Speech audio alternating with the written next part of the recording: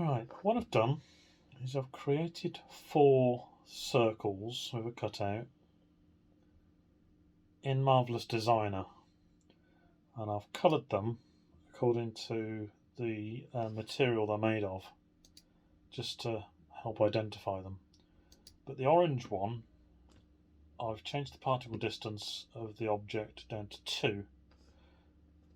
This will create a lot of polygons, and you would only normally use particle distance of 2 on items such as, small bows or, detailed objects that you haven't got a lot of volume to.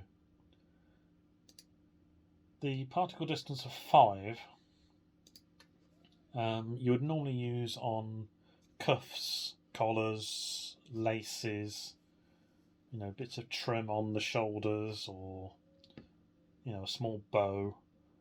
Something that you want to give high definition to, good crisp curves and smooth sides. The purple one, I've given a particle distance of 10. Now I'd normally use particle distance of 10 on main items of clothing, like the front of a t-shirt, things that you want to have enough polygons to give it detailed creases, but few enough polygons to make it easy enough to simulate. Obviously, the bigger the particle distance, you obviously have fewer polygons and smaller files as well. Now the blue circle, I've given a particle distance of 20. You don't often leave items with a particle distance of 20 once you've finished modelling them, but they can be useful on large items that you don't necessarily need detail. But what I've done is I've exported this as 4 separate objects and then imported them into Daz.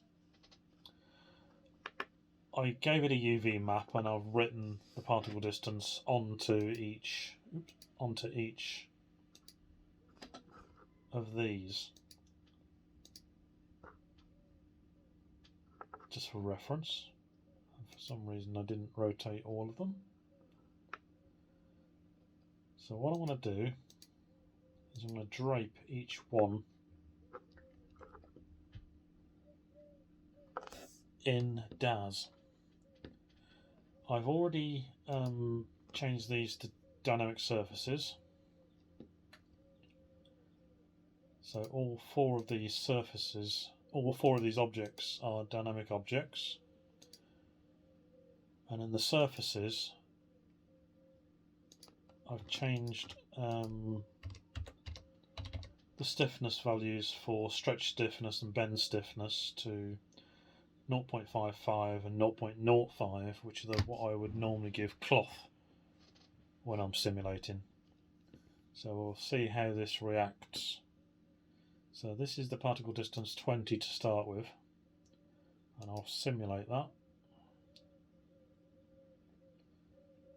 That's taken 8 seconds. You can see it's a bit chunky, a bit rough, but it's draped. You can see the quite low polygon count. You could always edit the geometry, convert it to a sub D. That can help with the rendering. It won't give any more detail to the folds and the creases, but it will round off a lot of the jagged edges you may have. Now, particle distance of 10, you can see that, let's just freeze my first item. Particle distance of 10, you can see there's a lot more polygons, a bit heavier on the simulation, but it should give better creases. So see how that one goes.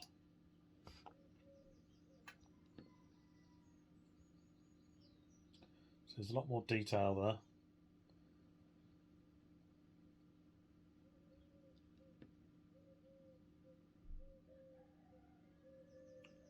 About 15 seconds, but you know, much better detail. That's why I normally use that for cloth. There's particle distance of 5. Now this is going to be quite slow.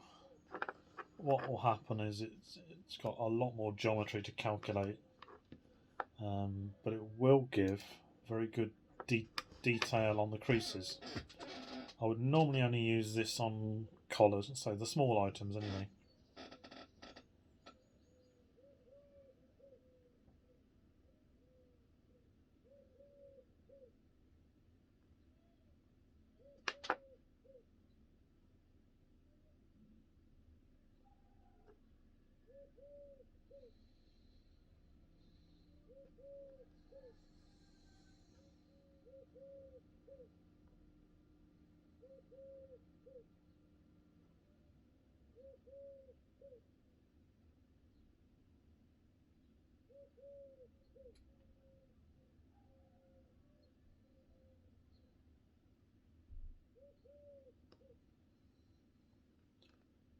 So 50 seconds to render that. Let's just have a look at these, and I'll show you one of the problems of particle distance when generating cloth. Because there's no way of defining the materials in the same way as there was in Marvelous Designer, dForce applies a certain amount of stretch to each edge between vertices. So the more polygons you have, the more the material stretches. So what you can see is my first piece, it doesn't stretch a lot. The second one, with particle distance of 10, is stretched. It's fallen down further. And then particle distance of 5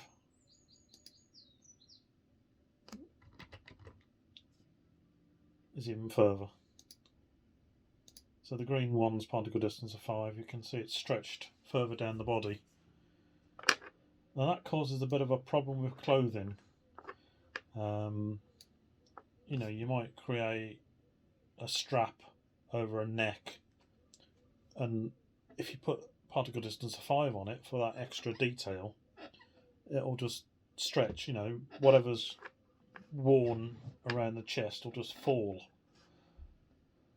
And that's not normally what you want. So there's the 3 particle distances I would normally use, and how they react under dForce.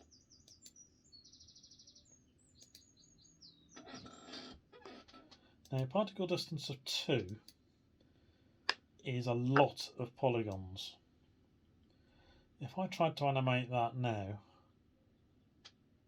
it would give me collisions between the vertices of the object, because the collision offset isn't low enough to handle that amount of geometry.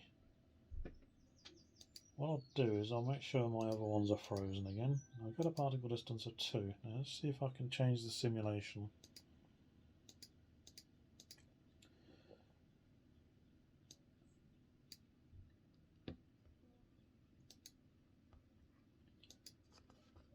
No, there's no way of changing my collision offsets on that. Let's have a look at the surface.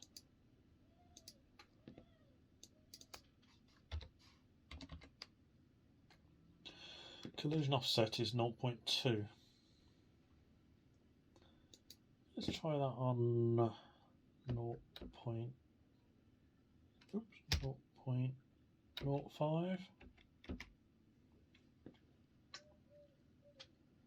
Let's see what happens.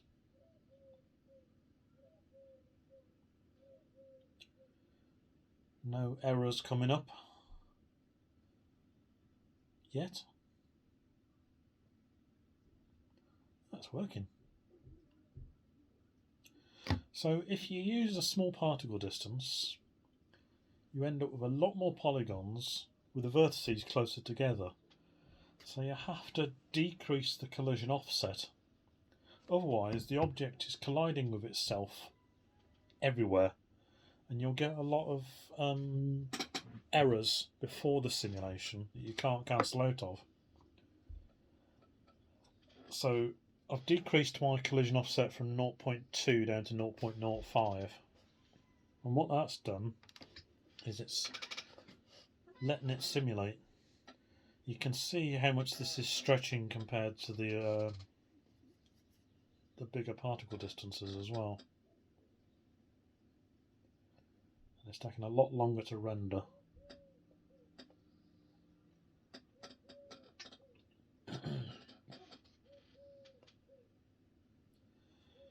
This is simulating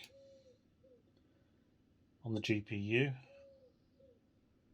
and I'm currently got a GeForce 1050 Ti with 4 gig of RAM.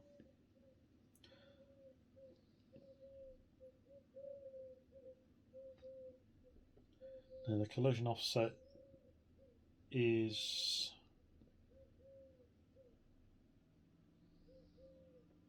working, but it's stretched a lot.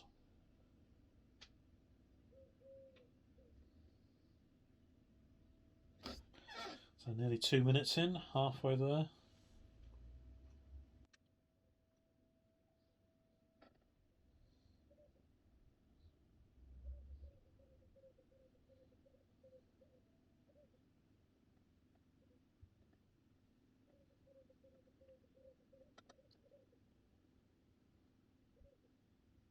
Minutes.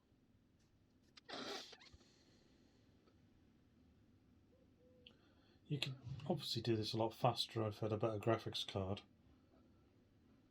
but you'd still have the same issues with collisions and stretch. So that's 3 minutes 40, 3 minutes 41, and it's really stretched. So that's the particle distance of 2 on the top.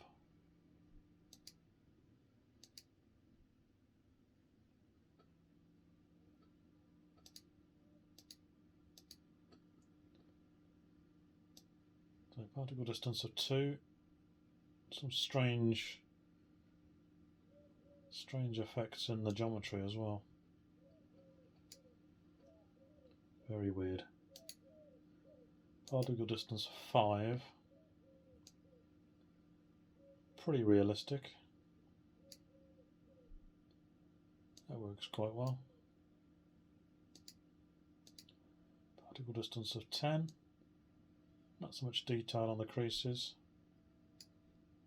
Perhaps more realistic for thicker materials.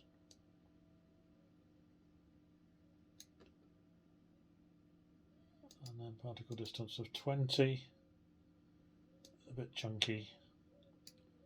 Works okay with sub D.